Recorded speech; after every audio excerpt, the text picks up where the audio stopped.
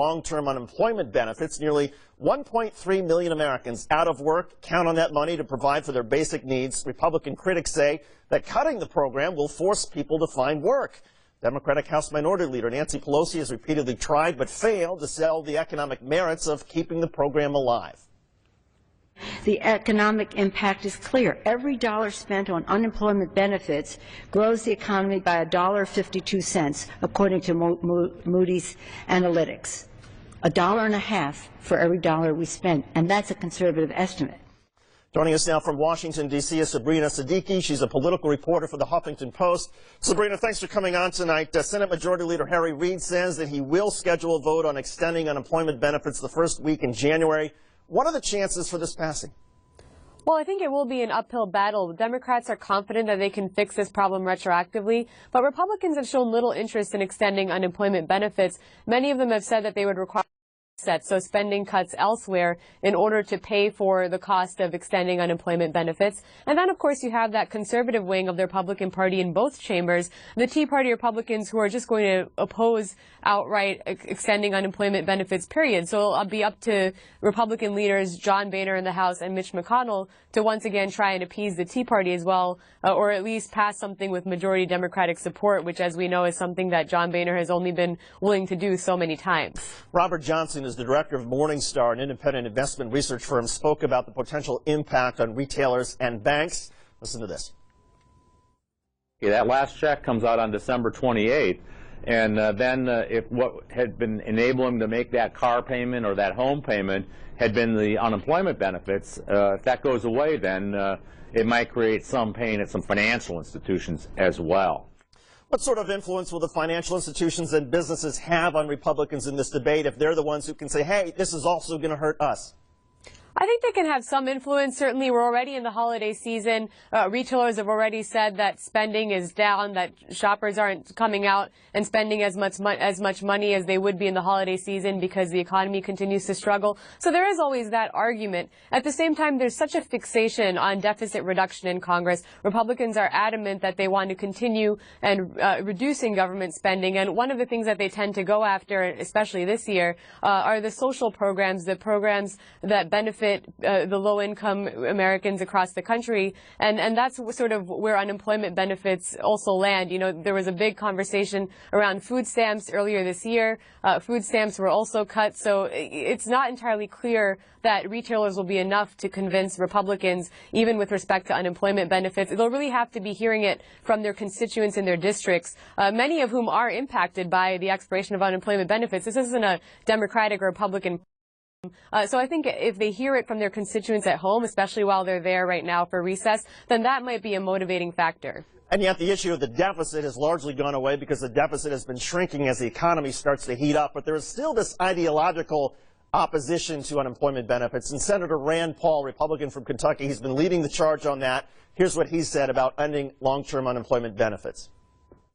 When I said it's a disservice, I mean this. I am worried about the workers. Not that I think they become bad people by being unemployed longer, but that the longer they're unemployed, the less likely are ever to get a job again.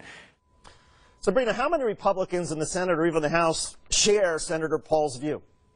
There are a fair amount who share Senator Rand Paul's view. It wouldn't be fair to say that all of them do. Certainly more moderate Republicans would be willing to extend unemployment benefits, even if they are looking for those offsets. They're not in the Rand Paul camp who are just opposed altogether. But Rand Paul, the problem with his argument is that Congress hasn't done its job in terms of bringing stability to the economy. They haven't passed legislation that would create jobs. So it's a little unfair to argue that people on unemployment benefits are sitting at home, not really looking for work that isn't actually there because Congress has been governing from crisis to crisis and making it more difficult on job creation in the country. And the other point is that increasingly studies have shown that unemployment benefits actually keep Americans in the workforce longer because, of course, they have to submit reports that they are looking for work. And when they lose their benefits, they tend to give up hope and just drop out of the workforce altogether.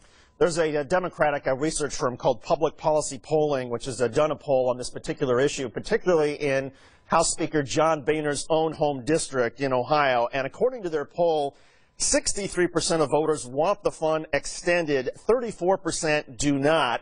including a majority, 52% of Republican voters. As the polling starts to come in, what sort of influence does that have over Republicans who are this?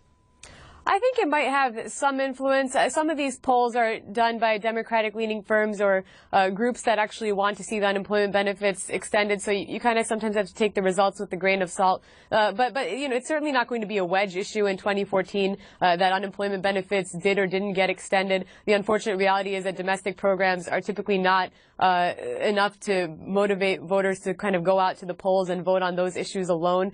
Again, it comes down to districts, and I think that Republicans who come from districts where the unemployment rate is particularly high, those are going to be the Republicans who will be lobbying their colleagues to try and come up with some sort of retroactive fix. I know Senator Dean Heller, for example, from Nevada, is working with Senator Jack Reed of Rhode Island to at least extend unemployment benefits for 3 months, and that short-term extension will allow some time for a broader dialogue and negotiation over a 1-year extension. And, you know, when you look at someone like Dean Heller coming from Nevada, Nevada happens to be the state where unemployment is the highest at the moment. So, you know, if you have Republicans like him, I think that there is some chance of at least a short-term extension. I think a long-term extension still remains a question mark. Because it sounds like that there's several Republicans who ideologically may be opposed to extending unemployment benefits, but they just don't want this fight coming up starting at the beginning of the year.